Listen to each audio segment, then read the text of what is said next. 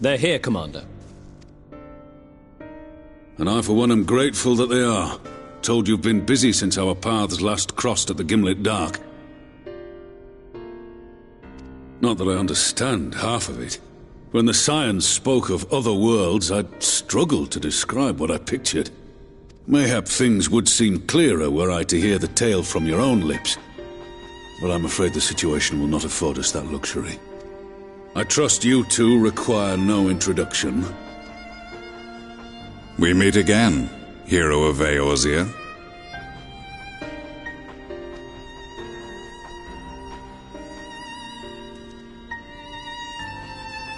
Must we repeat this ridiculous display? I pose no threat to you, though what I come to warn you of very well might. Had he meant to do us harm, I hazard he would have kept to the shadows, and brought more than 2 companions. We need not pretend to be the best of friends, but I hope we can put aside our differences for the present.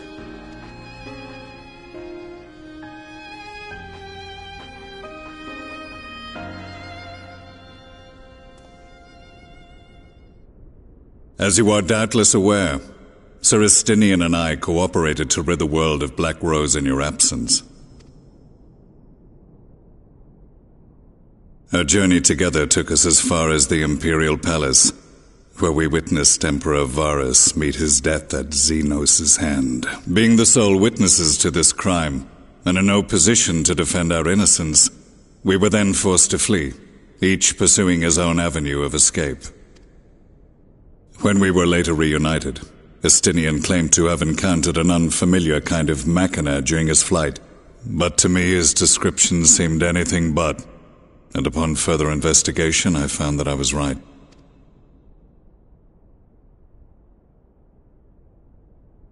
The Empire is developing a new Ultima weapon. What, that Allagan monstrosity, created to vanquish primals, with which you yourself once thought to conquer Eorzea? The same. In my foolishness, I sought to harness its power, and became the Ascian's pawn in so doing.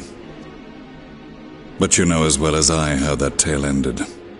The weapon itself, excavated from beneath this very city, was destroyed ere we could fully unravel its secrets, and that should have been the end of it. But unlikely as it sounds, the Empire's efforts to recreate it have somehow borne fruit, primarily through secret research conducted by the 7th Imperial Legion, it would seem. Wait, the 7th was all but annihilated at Cartano, along with its legatus.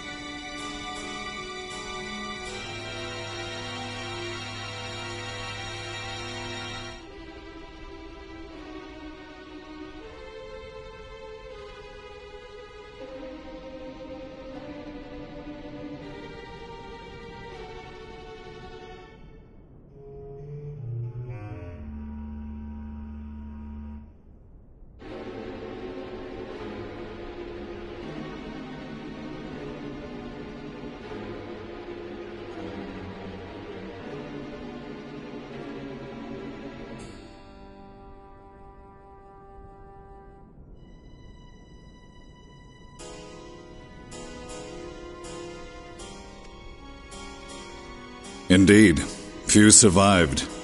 The 7th, as it is now, has little in common with the Legion led by Vandanis, and its leadership has changed hands several times since.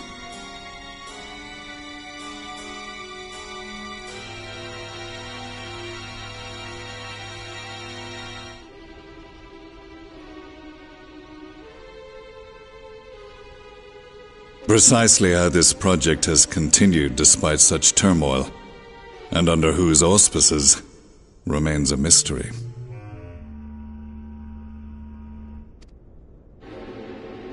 What we do know, however, is that a number of prototypes have been produced, and that one of them is on its way to Eorzea. We attempted to stop it, but it was all we could do to slow its progress, so we resolved instead to bring you warning.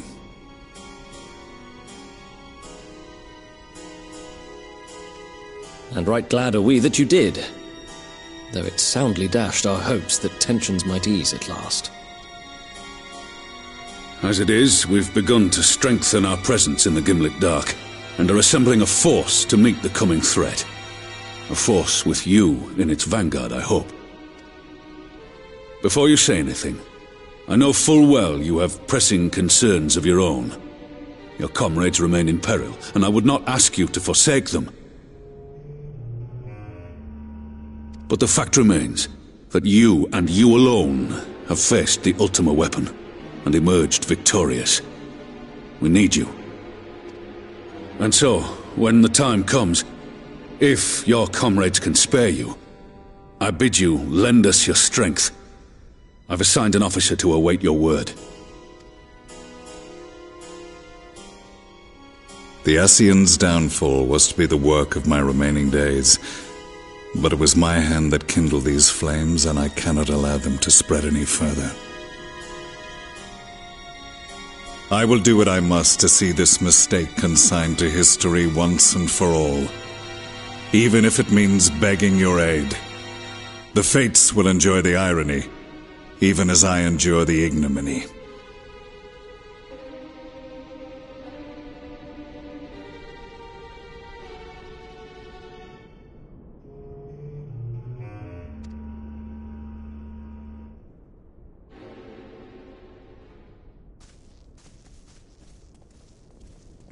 I too shall make for the border and offer my skills, meagre though they seem in such company. Mayhap we shall meet there anon.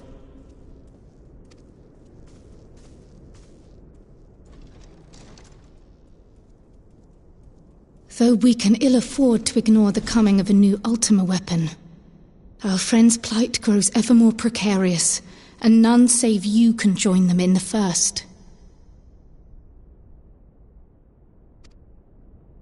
I only hope you are not forced to make a choice.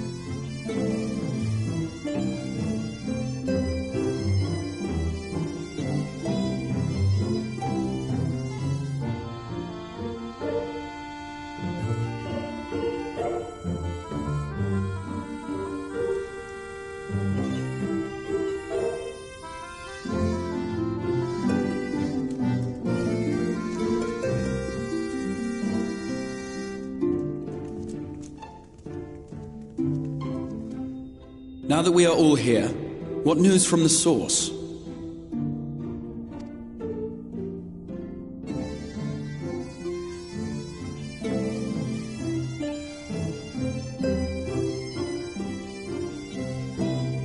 A new Ultima weapon?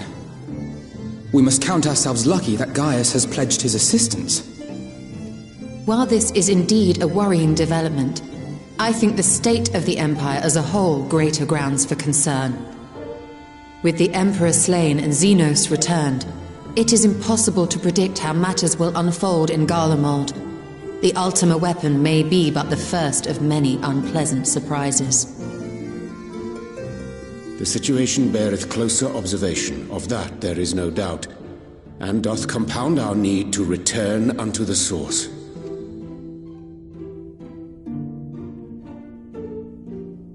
Then let us address that issue. Our long search for a means to see you safely home may well be nearing its conclusion.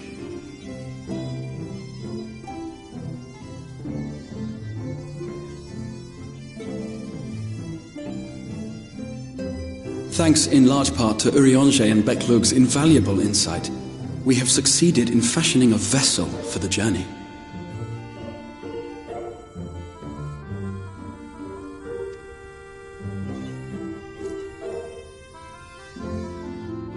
We set out to create a crystalline container retaining the more useful properties of white aurosite, but without its regrettable limitations. And, after a good deal of trial and error, we made one. An ark for soul and mind both that will allow your incorporeal self in its entirety to be ferried between worlds. A spirit vessel, if you will. However...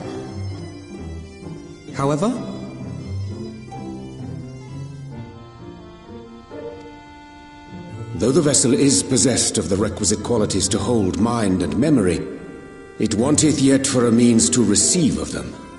For that, we must needs imbue it with the Exarch's innate gift. A gift that lives on only through the blood of the Allagan Emperors, which certainly does not flow within aurosite or any other crystal. Just so, milady. The blood serveth as a conduit of sorts. In its absence, memory cannot pass from mind unto mind, nor from flesh unto crystal. That being the case, we must either alter the process of inheritance so as to require no such thing, or determine a means by which my blood may permeate the vessel.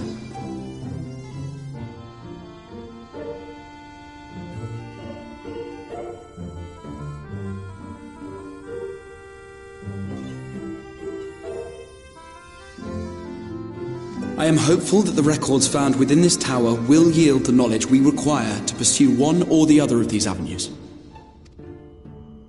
As well you should be.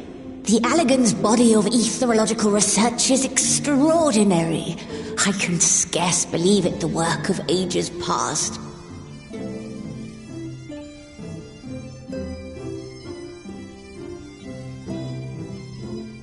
But its underlying principles are not so very different from those of my own field of study. Given time, we will find the answers we seek.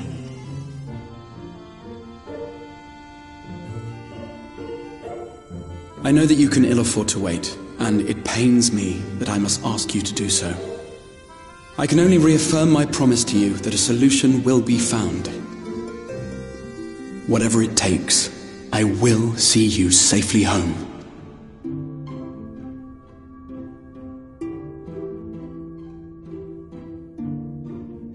My apologies.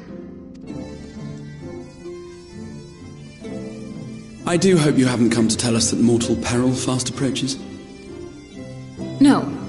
I had hoped to speak with the Warrior of Darkness. But there is no need to cut short your meeting on my account. I will be waiting outside.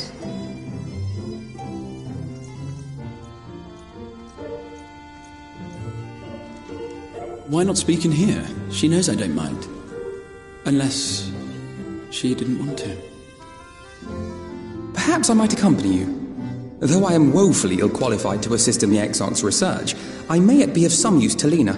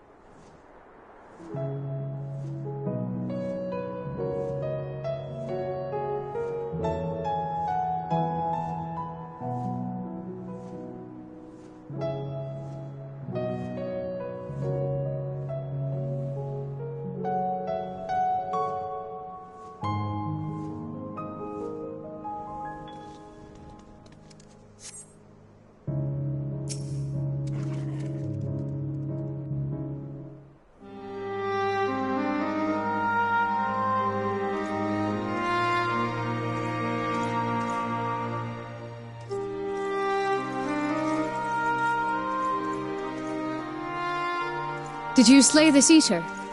Your orders were to await the main force before engaging. No, Captain. It wasn't us, I swear it. A man came out of nowhere and cut it down before we knew what was happening.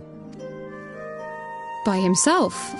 Certainly it is no light warden, but nevertheless. It's true. Felled it with a single swing of his axe, he did. I've never seen anything like it. So I says to him, "Who are you, the warrior of bleeding darkness?" And he says, "No, I'm a warrior of light." And that was it. Buggered off as quick as he came. A warrior of light? Why would someone go around calling himself that, though? It was those bastards who caused the flood. I mean, if you were going to pretend to be anyone, it'd be him, the warrior of darkness. Eh? Oh, I didn't know. It's an honor.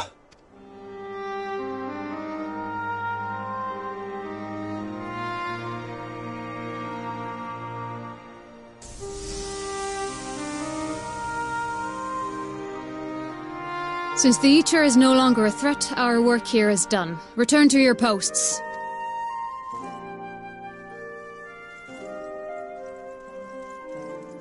I had hoped to fight at your side today, but I'll continue to follow your example, and may we meet again.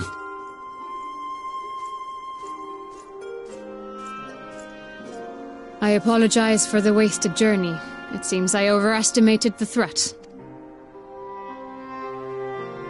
As for this warrior of light, I do not know who would be brazen enough to take that mantle for his own. Whatever it may once have meant, it is forever tainted by the association with the flood. The Exarch told me the truth of Ardbert and his comrades' deeds, and I am aware they played some part in your own triumph. But to most, they are synonymous with the calamity that befell this world. Still, if this man is minded to destroy Sin-Eaters, I may forgive him his unfortunate choice of alias. But that is neither here nor there. I thank you for accompanying me. With that concluded, shall we return to the Crystarium? There is a proposal I should like to make.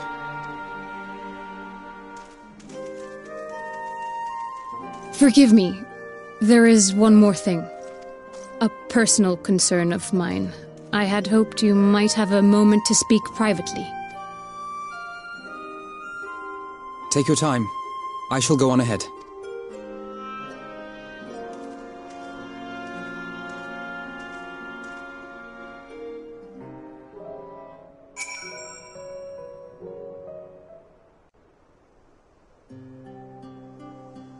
I will not mince words. This matter concerns the Exarch. Though his countenance belies his age, his demeanor never has. He has seen more than any man should and grown ever more weary with time. But I see I give the wrong impression.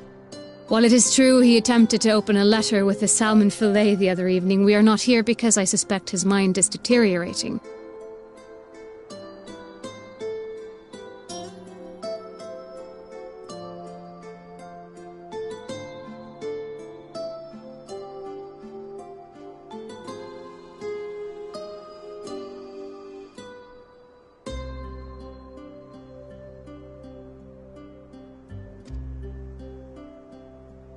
Nor do I believe him to be so maddeningly unconcerned by the prospect of his own death as he once was. Indeed, the opposite is true. It is for this reason that I seek your advice. Since he returned from the Tempest, the Exarch is not as he was. He seems a different man, a younger man. I know not the details of his research, but when I saw him at work recently, there was a glint in his eye that I had never seen before. He looked happy. It was as if he had peered into the future and for the first time found joy there. Though it gladdens me to see him thus, I wonder if I should not keep my distance. I fear that my presence will only anchor him to the past, remind him of all the pain that came before.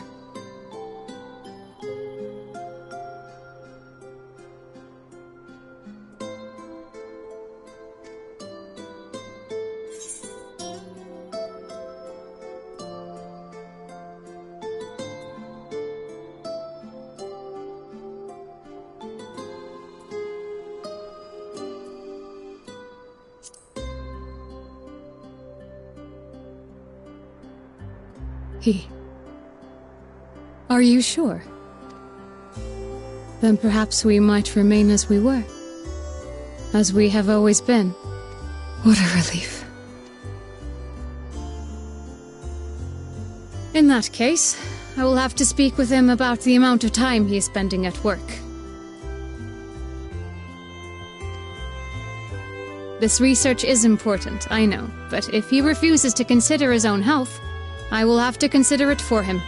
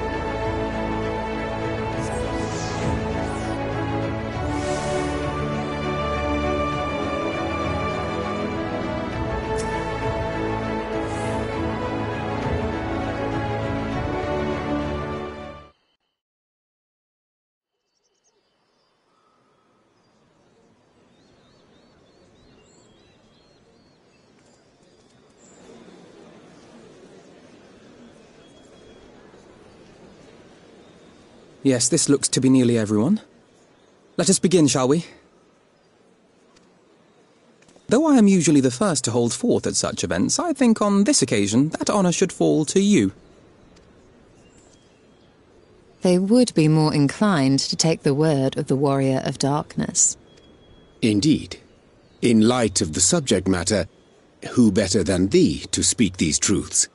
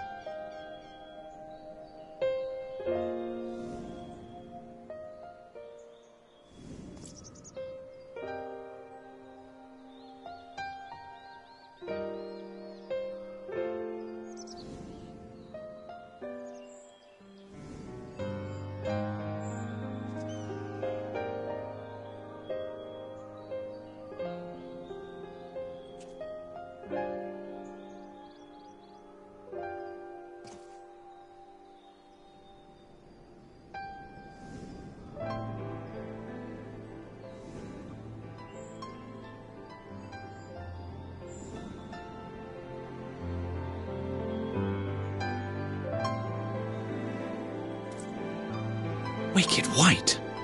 The Warriors of Light did all that? So they never... I mean, they only ever wanted to help. And when everything they'd done turned to ash, they still carried on. They gave everything to stop the flood. First their lives, then their souls.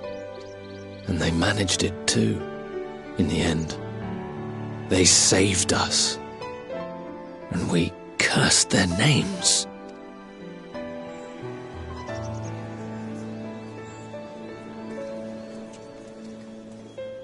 This should go a long way towards clearing the air.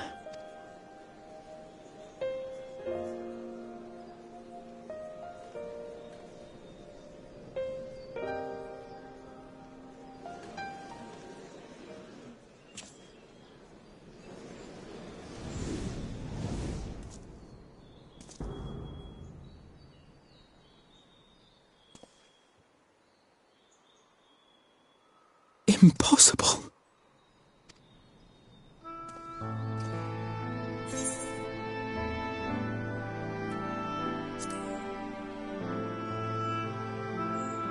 I definitely see something. You don't think it's a ghost, do you? Nay. Yonder standeth no bloodless apparition, but a warrior of light and darkness both. Ardbert. What in the world?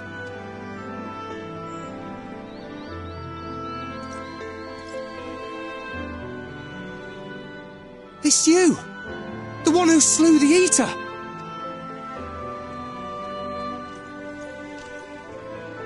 That it should be the Warrior of Darkness who brought the truth to light. You've saved me a fair bit of time, though I have a few words of my own to say, if I may.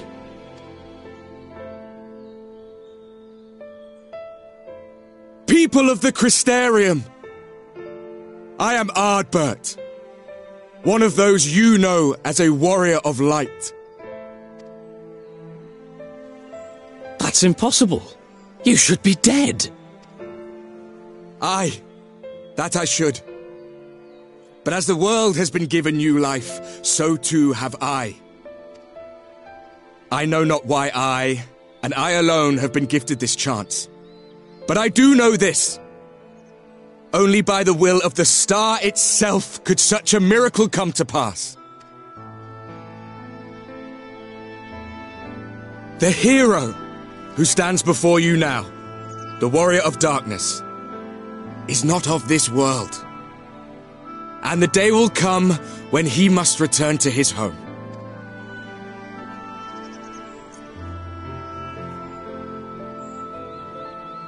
But this land is our home.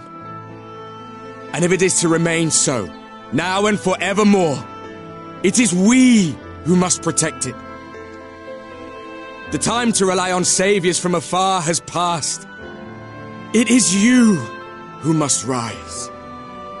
You who must become the new Warriors of Light! What? Us? Warriors of Light?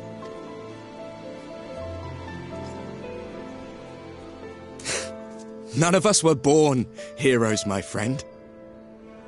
I was only ever a man with a thirst for adventure.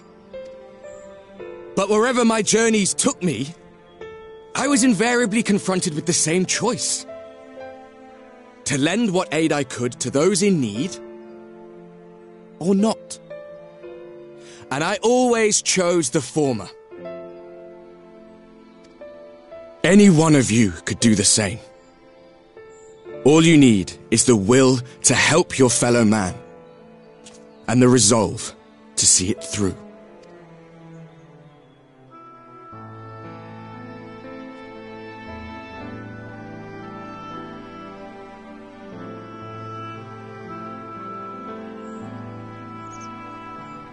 From thine own lips did we learn of Ardbert's fate, and by thy countenance I gather thou art not inclined to recant thy testimony. Yet whosoever this man may be, his words hold truth and resonate with the citizenry besides. For us to voice our doubts here and now would serve but to sow disquiet. 'Twere better we retired unto the ocular and there discuss this matter in private. Go. I will stay here and watch.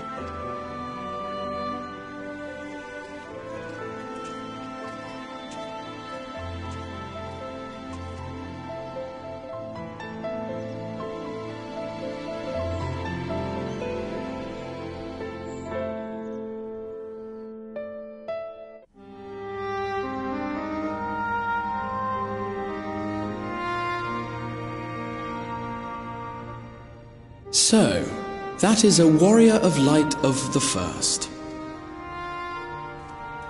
I've not had the pleasure of making his acquaintance, but as you all seem to be in agreement, I gather this is no simple case of mistaken identity. As far as I was able to discern, that was indeed Ardbert. It has been a long time, but not that long. Could he truly have been resurrected as he claims?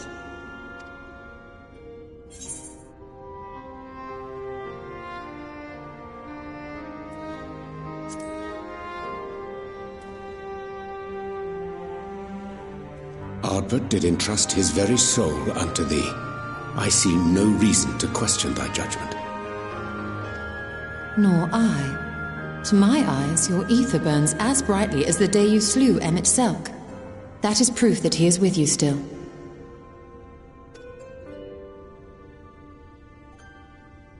Yet that which standeth now before the people is far more than a passing imitation.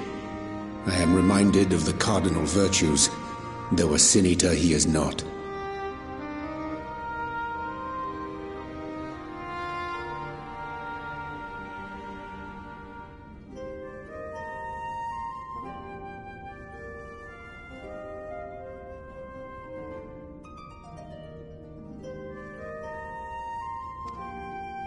Which leaveth but one plausible explanation.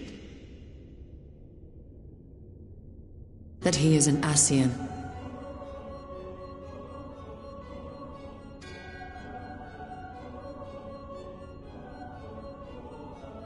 Given their fondness for posthumous possession, I would have to agree.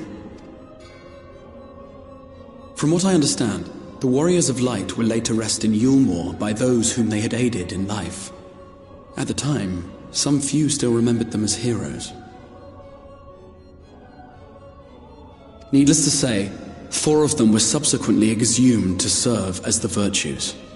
And if one knew where to look, Ardbert too would not have been difficult to find.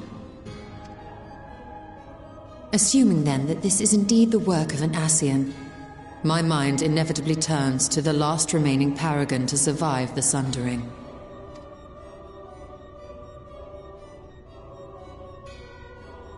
Elidibus.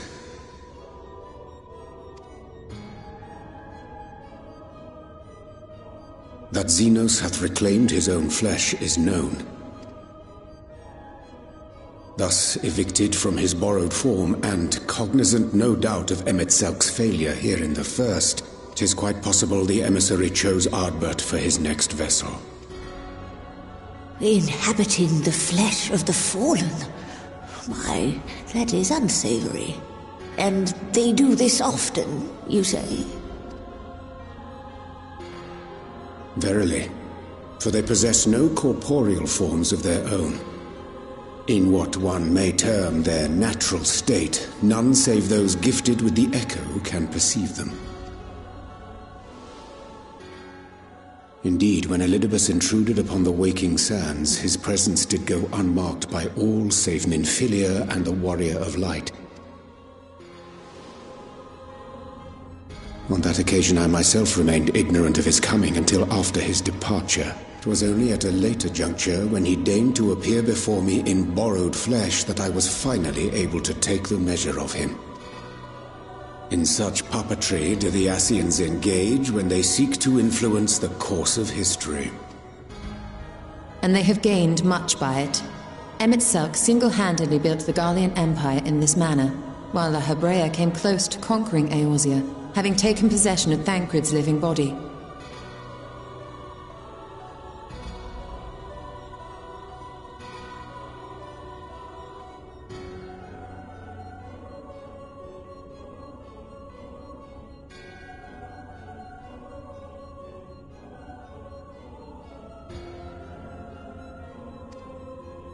Yet it must needs be noted that the Ascians cannot avail themselves of all mortal vessels. For were they able to do so, none would serve as a better pawn than our own redoubtable champion. Mayhap the blessing of light shieldeth Hydaelyn's chosen from Ascian influence. Or mayhap other forces are at work. We cannot say for certain. Whatever the reason, I hope it holds true. I dare not contemplate what might come to pass otherwise. Is it not peculiar, then, that Ardbert's mortal remains should be susceptible, given that he was once a warrior of light? Or did the final departure of his soul make it possible, perhaps? Regardless, to hear an Ascian use him to call forth new warriors of light boggles the mind.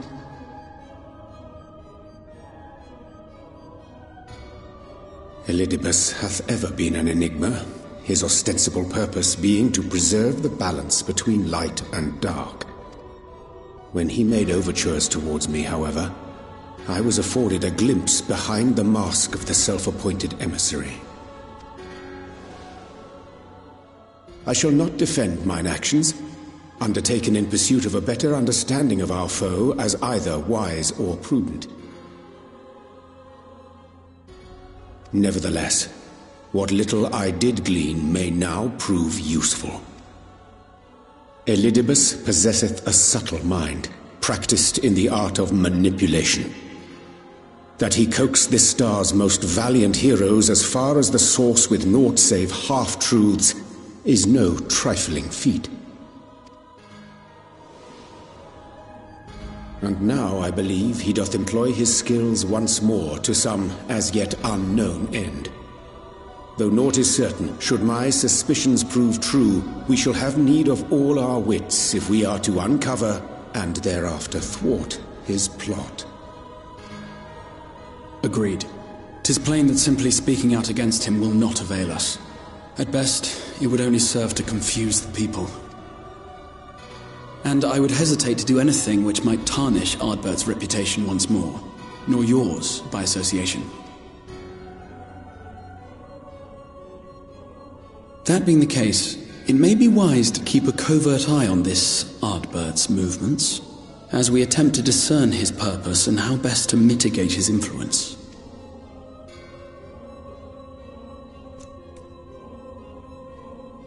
His performance appears to have concluded. What now? Go back out and follow him? Twould appear Master Alphino already hath pursuit in mind, and I suspect one pair of eyes shall better serve our cause than half a dozen. Let the rest of us maintain an inconspicuous distance, for the present at least.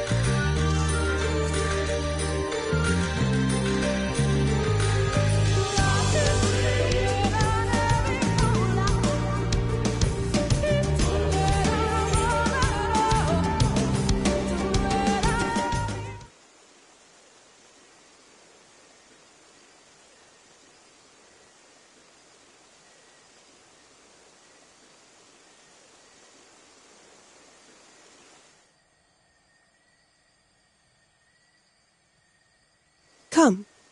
Our new discoveries are to be found this way.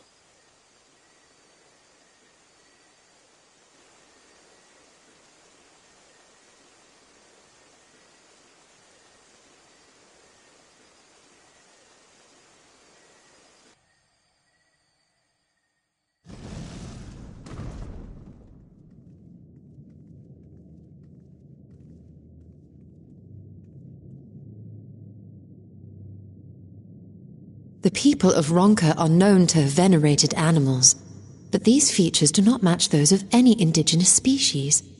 This is no common beast. Though that much is plain from its proportions. Lifelike, is it not? One could almost imagine it breathed.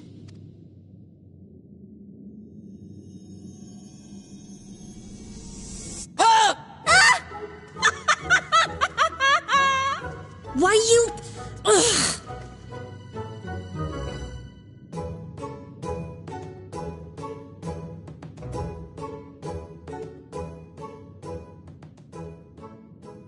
This owl, by contrast, seems no different from the others we've seen.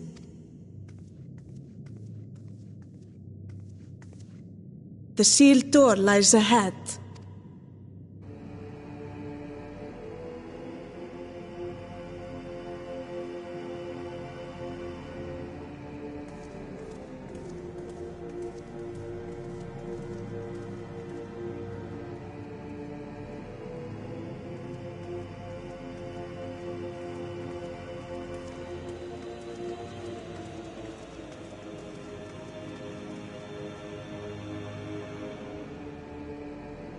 As you see, one statue is missing.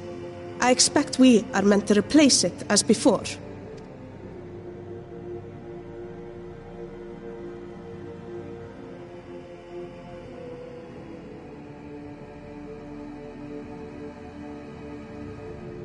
Too simple. There will be some additional defense mechanism.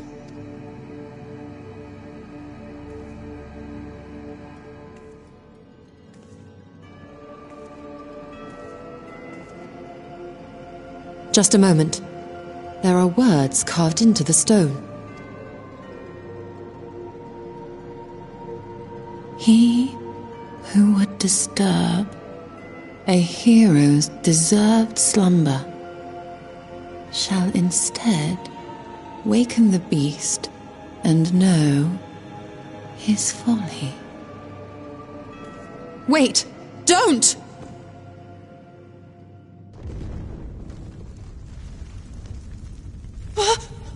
What? But I only... What is happening?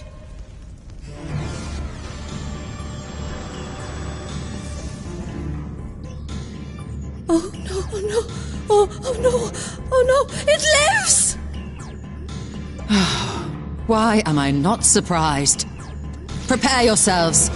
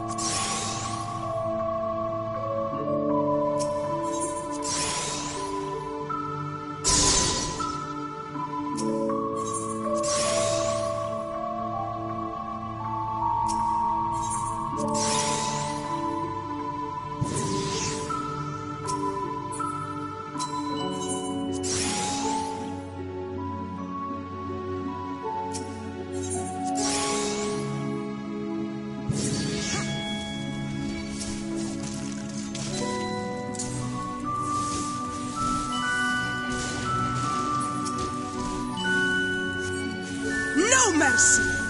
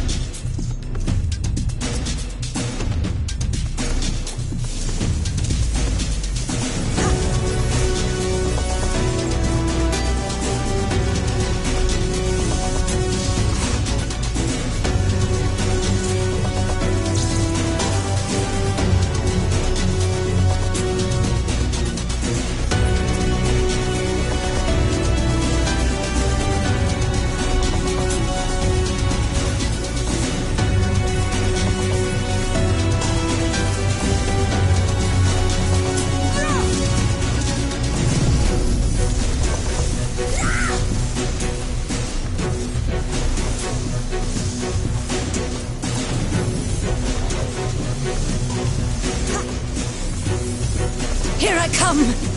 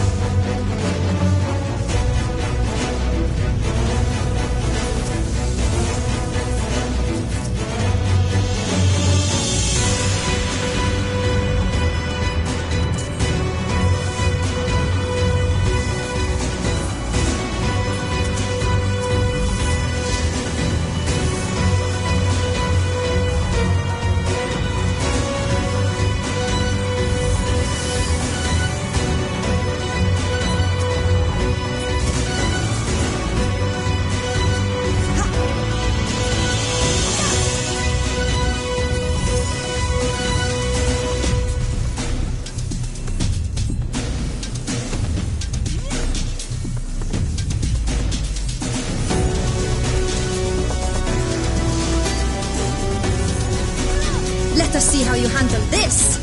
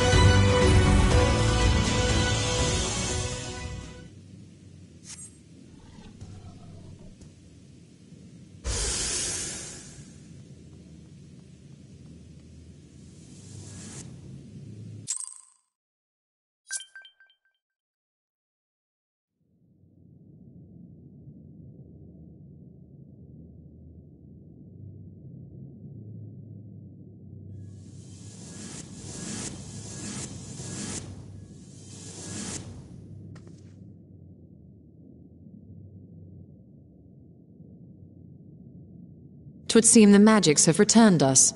How polite. Now, what have we learned? We were bound to run into a living statue eventually. And now we can open the door.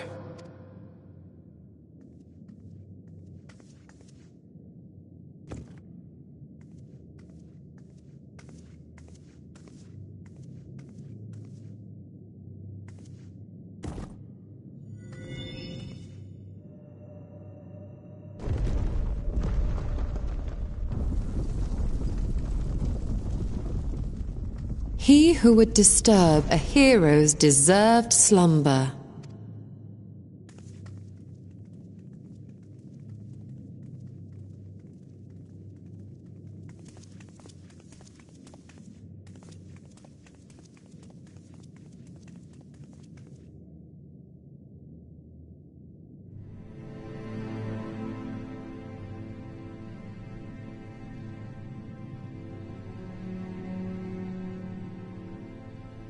A tomb, just as I thought. Befitting a hero. She is Vis. Could it be the Archmage Tiuna?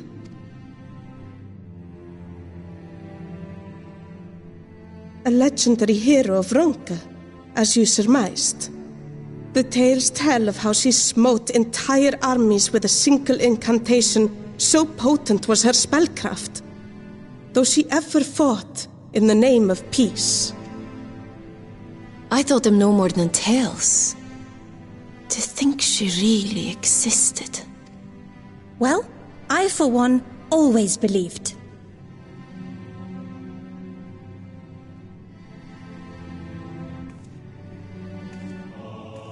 I wonder. By the light of fallen stars, great power awakens. Tiuna was not only a master of spellcraft. It is said she could see truths long lost and hear the voices of men's hearts. Naught less than the echo.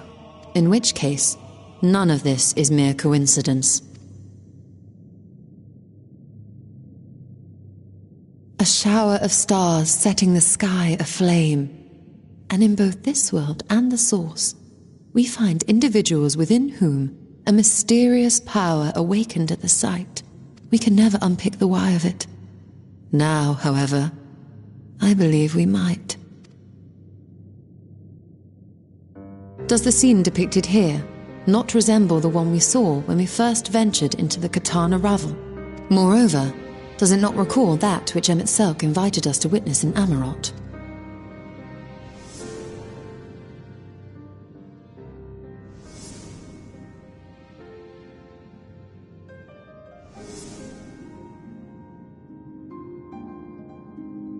The final days. If, as the Exarch's research suggests, soul and mind share a fragile yet profound bond, might it not be possible for an event to leave such a deep imprint upon the soul that it could be perceived eons later, given a suitable trigger? The echo defies explanation by conventional etherological theory, or shall we say modern etherological theory, but if it is a power that once belonged to the ancients, to souls yet undivided,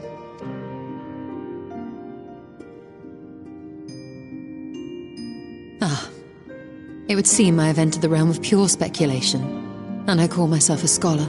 I shall refrain from making any further wild claims until such time as I have evidence.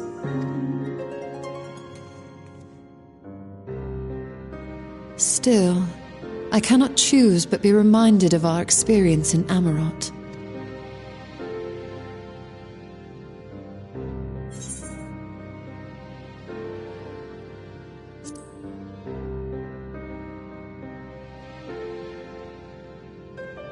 Remember us.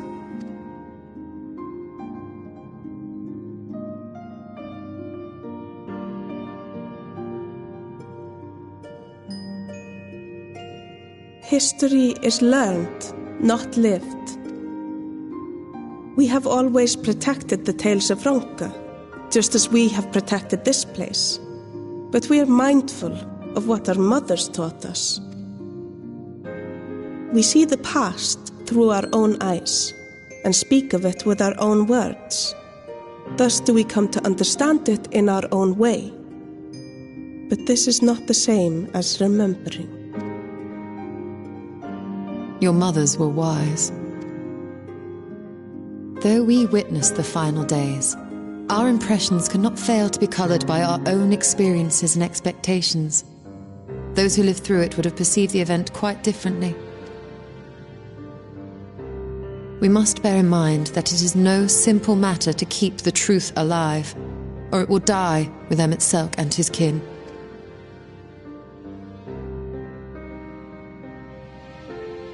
But we have disturbed Tuna long enough.